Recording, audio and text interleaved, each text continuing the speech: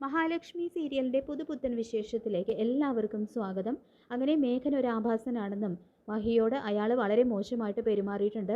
മാത്രമല്ല ഞങ്ങളുടെ ഫസ്റ്റ് നൈറ്റിൽ ഒരാളെ ഞങ്ങളുടെ മുറിയിലേക്ക് പറഞ്ഞു വിട്ടത് മേഘനാഥനാണെന്നും മഞ്ജുവിന് ഒരിക്കലും മേഘനാഥന് വിവാഹം കഴിച്ചു കൊടുക്കരുത് എന്നെല്ലാം അവസാന നിമിഷം പോലും കണ്ണൻ ദുർഗയോട് പറയുന്നുണ്ടെങ്കിലും കണ്ണൻ്റെ വാക്കുകൾക്ക് യാതൊരു വിലയും കൽപ്പിക്കാതെ മഞ്ജുവും മേഘനുമായിട്ടുള്ള വിവാഹം നടക്കുകയാണ്.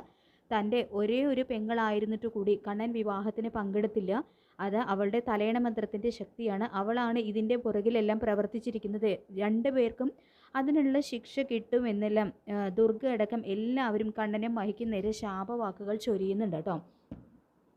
അങ്ങനെ കണ്ണൻ പറഞ്ഞതുപോലെ തന്നെ മേഘനെ ആദ്യ രാത്രിയിൽ തന്നെ മാനസ എന്നൊരു പെൺകുട്ടി വിളിക്കുകയും അതുമാത്രമല്ല മേഘന മാനസയിൽ ഒരു കുട്ടിയുണ്ട് കേട്ടോ. എന്നെയോ എൻ്റെ മോനെയോ മറന്ന് ജീവിച്ചാൽ മാനസ ആരാണെന്ന് നിങ്ങളറിയും. നിങ്ങളുടെ ജീവിതം ഞാൻ കുളം തോണ്ടുമെന്ന് പറഞ്ഞുകൊണ്ട് മേഘനെ പേടിപ്പിച്ച് നിർത്തുന്നുണ്ട് മാനസ. ശേഷം റിയ എന്നൊരു പെൺകുട്ടിയും മേഘനെ വിളിക്കുന്നുണ്ട്. പക്ഷേ മേഘൻ്റെ ആ ചതി മഞ്ജു കയ്യോടെ പിടിക്കപ്പെടും എന്ന് മനസ്സിലാക്കുന്ന മേഘനാണെങ്കിൽ ഇത് തൻ്റെ ഒരു അടുത്ത സുഹൃത്താണെന്നും കല്യാണത്തിന് വിളിക്കാത്തതിൻ്റെ പരിഭവം തീർക്കാനാണ് വിളിക്കുന്നത് എന്നെല്ലാം പറഞ്ഞുകൊണ്ട് തൽക്കാലം രക്ഷപ്പെടുകയാണ് കേട്ടോ ചെയ്യുന്നത്. പിന്നീട് വാമനും പ്രതാപനും ചേർന്നിട്ട് വീണ്ടും കണ്ണനെ ചതിച്ചു കൊല്ലാനുള്ള ഒരു പ്ലാൻ ആസൂത്രണം ചെയ്യുന്നുണ്ട്. ശേഷം കാണിക്കുന്നത് മേഘനും മഞ്ജുവും കമലേശ്വരത്ത് വിരുന്നിനെത്തുകയാണ് കേട്ടോ. അവിടെ വെച്ച് മഞ്ജുവിന് കാലണയുടെ പണമോ ഒരു തരി പൊന്നോ കൊടുക്കാത്തതിൻ്റെ പേരിൽ ദുർഗയും കരുണയും കണ്ണന് നേരെ വീണ്ടും വഴക്കിന് ചെല്ലുന്നുണ്ട്. ഈ കല്യാണം നന്നായിട്ട് നടന്നിരുന്നെങ്കിൽ സ്വത്തിൻ്റെ പാതി നീ മഞ്ജുവിന് കൊടുക്കേണ്ടി വന്നേനെ ദുർഗ പറയുമ്പോൾ ഒരു ചെക്ക് പാസ്സാവണമെങ്കിൽ എൻ്റെ സൈൻ വേണമായിരുന്നു. എന്നാൽ ഇനി മുതൽ ഞാൻ മാത്രമല്ല മറ്റൊരാൾക്ക് കൂടി ഞാൻ ആ പവർ കൊടുത്തിട്ടുണ്ട്.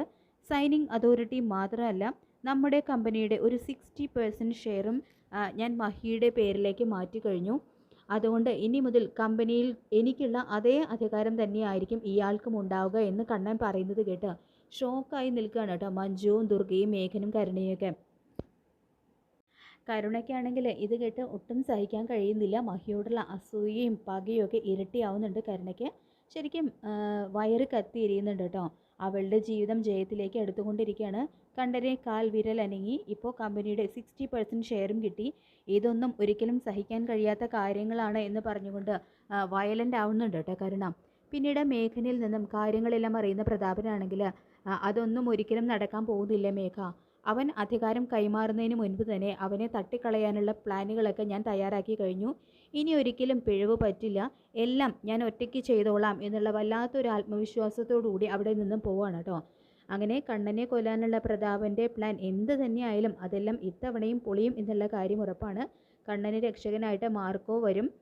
മാത്രമല്ല വൈകാതെ തന്നെ മേഘൻ്റെ യഥാർത്ഥ സ്വഭാവം എന്താണെന്ന് മഞ്ജു തിരിച്ചറിയുന്നുണ്ടാവും. അതോടുകൂടി കണ്ണനായിരുന്നു ശരി, തൻ്റെ നന്മയ്ക്ക് വേണ്ടിയിട്ടാണ് കണ്ണേട്ടൻ മേഘനുമായിട്ടുള്ള വിവാഹം വേണ്ട എന്നുള്ള കാര്യം ആവർത്തിച്ച് പറഞ്ഞത് എന്നും മഞ്ജു തിരിച്ചറിയുന്നുണ്ടാവും.